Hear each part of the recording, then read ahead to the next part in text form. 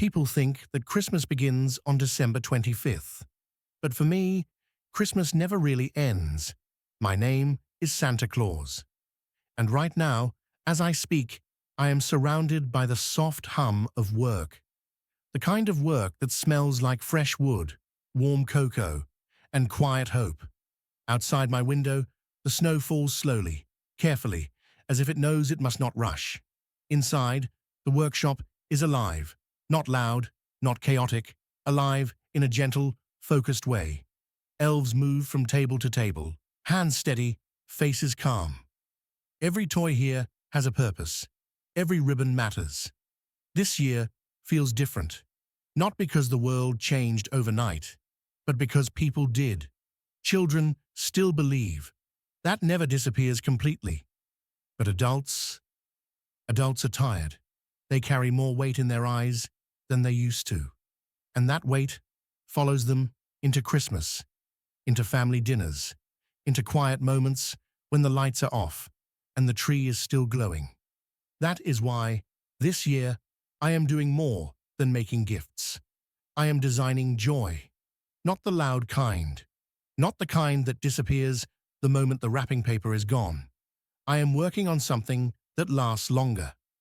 When Steve Harvey came to visit me, he didn't arrive as a television host.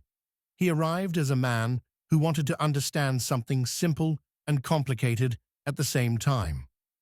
What does it really take, he asked me, to be a bringer of joy? I didn't answer right away, because joy is not a profession, it is a responsibility. Right now, on the long oak table beside me, there are notebooks, old ones, new ones, some filled with handwriting so small it looks like it was written by thought rather than pen. These notebooks contain ideas for games, contests, and small moments meant to bring families together. Not competitions where someone wins and someone loses, but moments where laughter becomes the prize. I am planning a Christmas event for children and their parents, a gathering where nobody is asked what they do for a living, where nobody checks their phone every 5 minutes, where time slows down enough for people to remember each other. One page is filled with a simple idea, a game where parents and children build something together using nothing but paper, string, and imagination. No instructions, no correct answers, just cooperation. Another page describes a storytelling circle. Parents tell stories from their own childhood Christmases, the funny ones, the imperfect ones, the moments that didn't go as planned, but were remembered anyway. Because perfection never created joy, connection did. As I continue working, I realize something important. Gifts are easy. Joy is not. Anyone can wrap a box. But to lift someone's heart, even for a moment, requires attention, presence, care. This is what I tell Steve as we walk through the workshop. He watches the elves carefully. He notices how none of them rush, how no one shouts, how mistakes are corrected quietly, without blame. This place, he says, feels calm. That is intentional. Joy cannot be built in panic. As we stop near a table covered in tiny wooden trains, I explain that every child receives more than a toy. Each gift carries a message, not written, felt, a reminder that someone, somewhere, thought about them. I am still working on the final part of the event, the moment that brings everyone together at the end. Not a speech, not a performance, a shared silence. A moment where parents and children stand side by side, lights dimmed, music low, and remember that being together is already enough. This is the kind of joy I am trying to bring this year. Not excitement that fades, but warmth that stays. And as Christmas approaches, I keep working, making gifts, designing games, preparing moments. Because being Santa Claus was never about magic. It was about showing up. When people imagine my work, they picture a single night, a red suit, a sleigh, a list, But that night is only the final sentence of a very long story. The real work happens now. Early mornings when the workshop is quiet, and even the elves haven't arrived yet. I sit alone with a cup of cocoa that has gone cold more times than I can count, reading letters that children never expected anyone to answer. Some are written in careful handwriting. Some are messy, rushed, emotional, and some are not written by children at all. Adults don't often sign their names, but I can tell. You can always tell. They ask for simple things: peace, health, a reason to believe again. These letters never ask for toys. They ask for relief. That is why, when Steve asked me what it takes to be a bringer of joy, I told him something that surprised him. You have to be willing to listen longer than you want to speak. Joy doesn't enter a room loudly. It waits for an invitation. As part of this year's Christmas event, I am creating a series of small challenges. Not contests, challenges. One challenge asks families to spend 10 minutes together without correcting each other. No advice, no fixing, just listening. Another asks parents to let their children lead, to choose the game, to set the rules, to change their minds halfway through. You would be surprised how difficult that is for adults. Control feels safe, but joy lives in trust. As I test these ideas, I imagine the room filled with people who arrived tired and distracted, coats heavy with winter, minds heavy with unfinished thoughts. I imagine them slowly softening, laughter starting quietly, then spreading, shoulders lowering, eyes meeting. That is the moment I work for. Steve walks beside me as I move from station to station. He asks questions, but he doesn't interrupt. He understands now that this place has its own rhythm. At one table, an elf is carving tiny stars from leftover wood. These stars will not be sold. They will not be photographed. They are not part of any gift list. They are keepsakes for the event. Each family will receive one. Not as a souvenir, as a reminder that joy doesn't have to be expensive to be meaningful.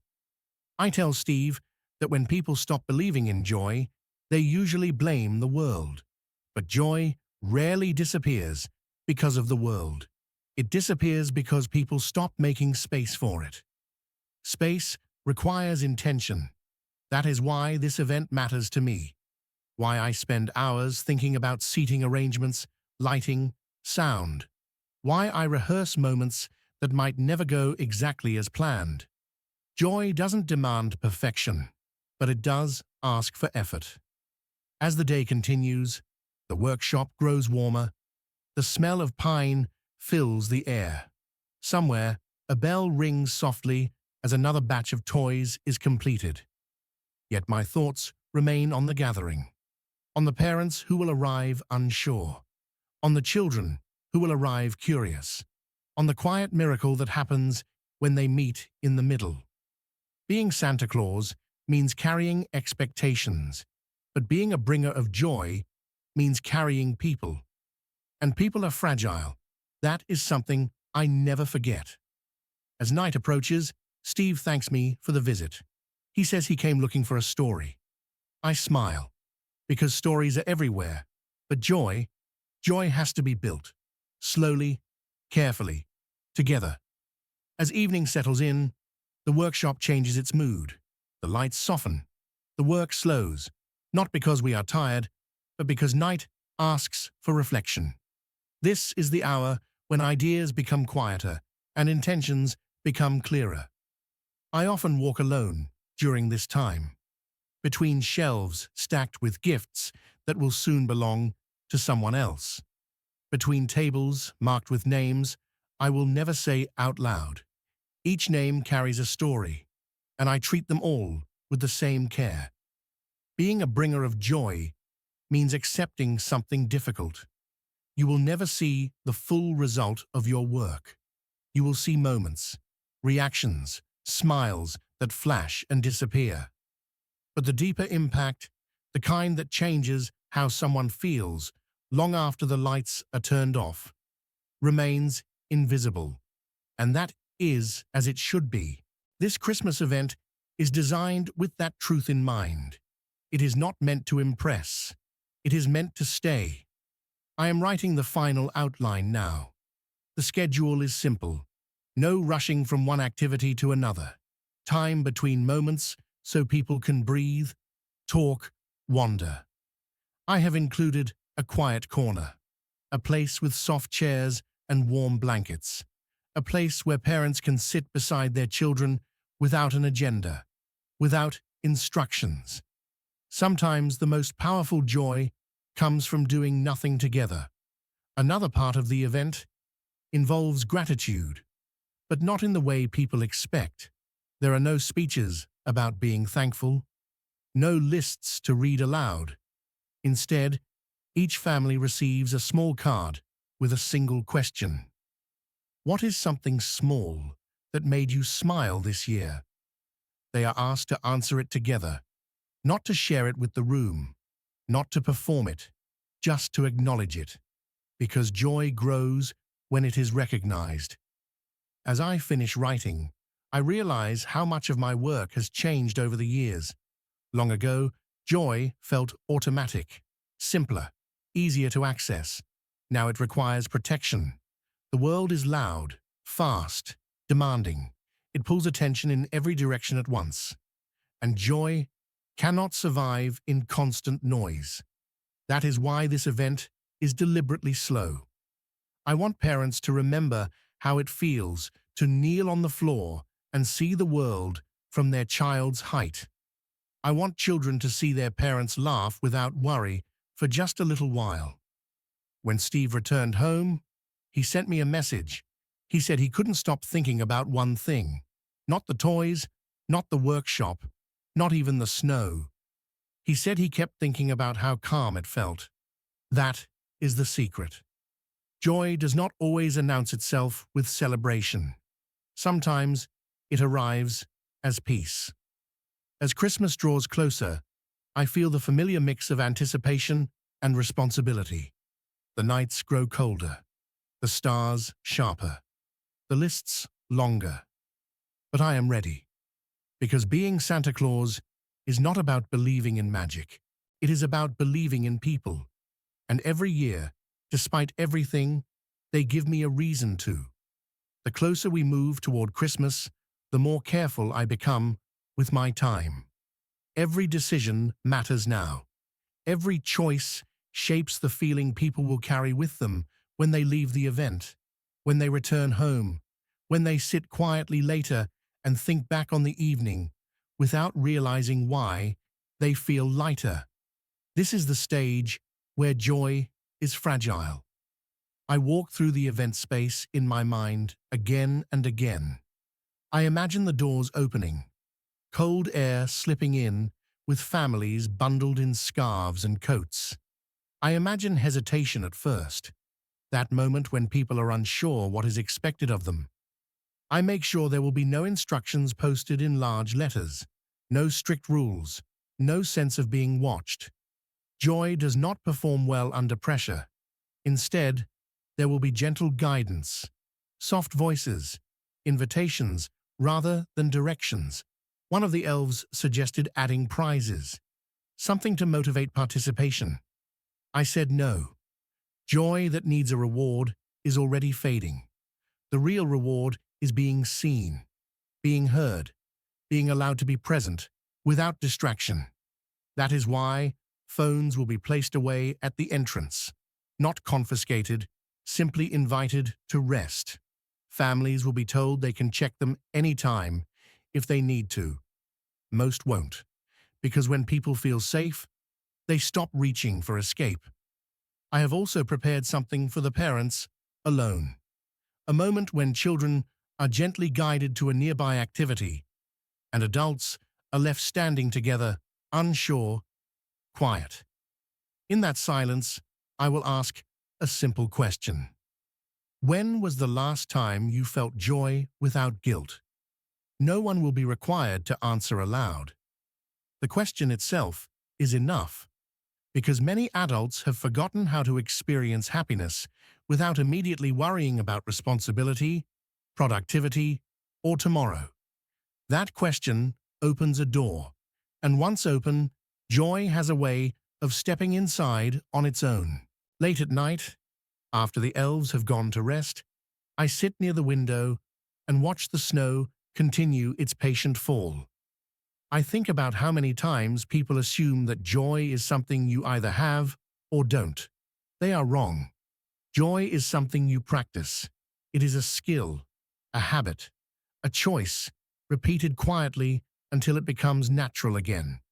That is what this Christmas is about for me. Not reminding people that joy exists, but reminding them that they already know how to create it. Steve asked me once before he left if I ever get tired of this work. I told him the truth. I don't get tired of the work.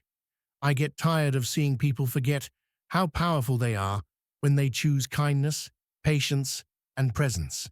But Christmas helps them remember, and that is enough to begin again. There is a moment every year when I pause. It happens late at night, when the workshop is quiet again and the lists are finally complete, when every gift has a place and every plan has an ending. That moment is not relief. It is reflection. I ask myself the same question each year. Did I make room for joy, or did I rush past it?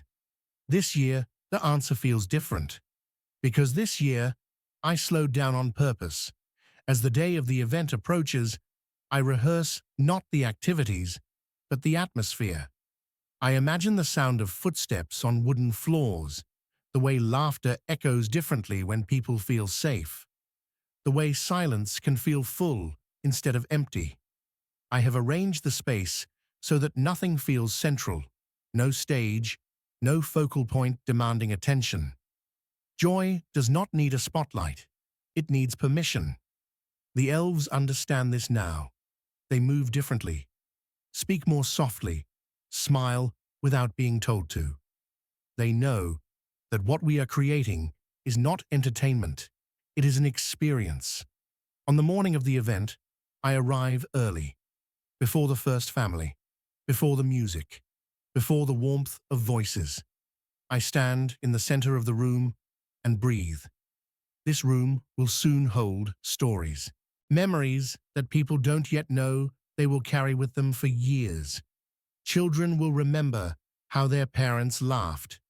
Parents will remember how their children looked at them when no one else was watching.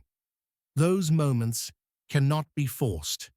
They can only be invited. As families begin to arrive, I watch quietly. I notice the small things.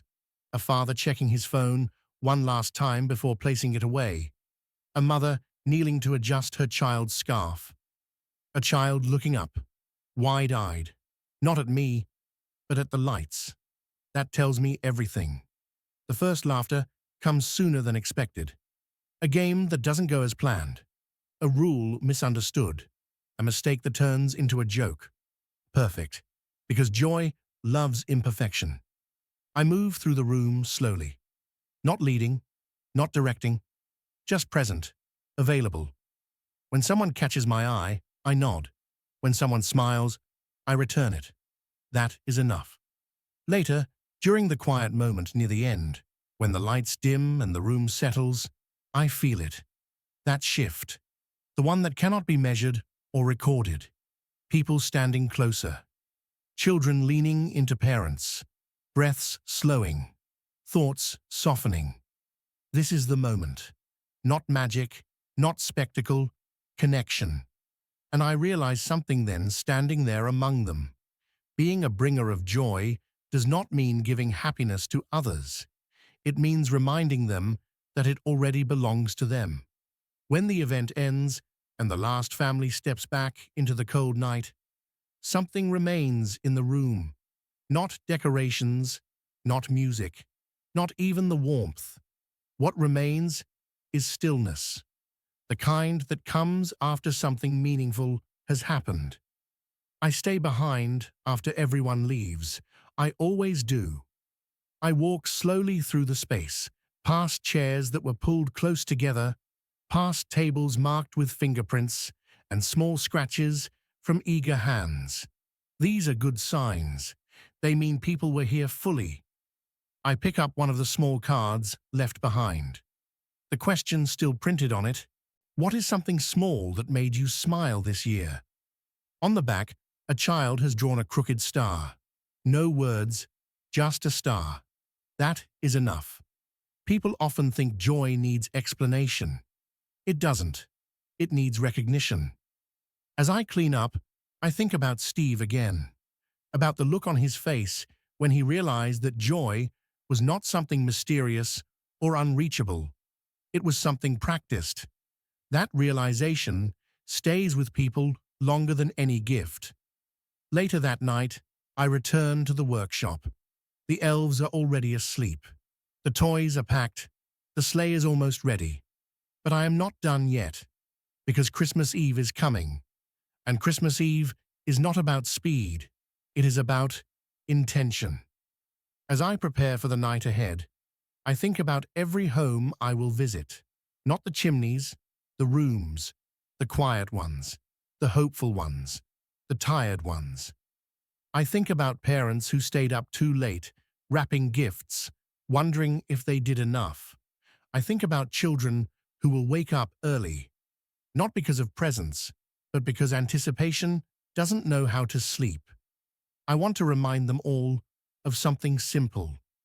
Joy is not found under the tree. It is found in the way people look at each other when the room is still dark and the day has not begun yet. That is the moment I work for.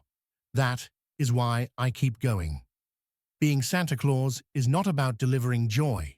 It is about protecting it. There is a quiet truth I have learned over the years. Joy does not arrive when everything is perfect. It arrives when people allow themselves to pause. As Christmas Eve draws closer, the world outside grows louder. Shops glow brighter. Music plays faster. Everyone seems to be rushing towards something they cannot quite name. Here, in the workshop, we move in the opposite direction. We slow down. I walk past the sleigh one last time, running my hand along its side. It carries more than gifts. It carries intentions. Each stop is not a task to complete, but a moment to honor. People imagine I measure the night in miles. I measure it in rooms. A living room where a single light is left on. A kitchen where cookies were baked too late and tasted too early. A bedroom where a child sleeps with one hand curled around hope. These are the places joy hides. Before I leave, I gather the elves. We do not give speeches. We do not celebrate loudly. We simply stand together for a moment. I thank them for their patience, for their care, for understanding that what we do matters, even when no one sees it happen. They understand. Joy often works best unseen. As I prepare to go, I think about the question Steve asked me when we first met. What does it take to be a bringer of joy? It takes attention. It takes humility. It takes the courage to believe that small things matter. It takes choosing kindness, even when no one is watching. That is the part people forget. As the sleigh lifts into the night, the world below looks quieter than usual. Snow softens edges. Lights blink patiently. Time stretches. I move from place to place, leaving gifts behind, but taking nothing with me except a quiet satisfaction. Not pride, gratitude, because every year people invite me into their lives not because of who I am, but because of what I represent. Hope, care, presence. And when the night finally ends and dawn begins to rise, I feel it again. That familiar warmth. Not exhaustion, not relief. Joy. The kind that doesn't shout. The kind that stays. When the night is over and the sky begins to lighten, I always take one last moment for myself. Not to rest, to remember. I think about the faces I did not see, but still felt. About the families who woke up together, not knowing why the morning felt different, only that it did. That is how joy works. It does not demand recognition. It does not wait for applause. It settles quietly into ordinary moments and changes them from the inside. I return to the workshop as the world begins its Christmas morning. The snow has stopped falling. The silence feels complete, not empty. Everything is exactly as it should be. This is when people assume my work is finished. It isn't, because joy does not belong to one night or one season. It belongs to the moments people choose presence over distraction, patience over urgency, kindness over convenience. That is what I wanted Steve to understand when he visited me, and I believe he did. Being a bringer of joy is not about wearing a red suit or traveling the world in a single night. It is about noticing who needs warmth. It is about slowing down when everyone else is rushing. It is about choosing to care even when it would be easier not to. Anyone can do that. That is the secret. You don't have to be Santa Claus. You just have to show up with intention.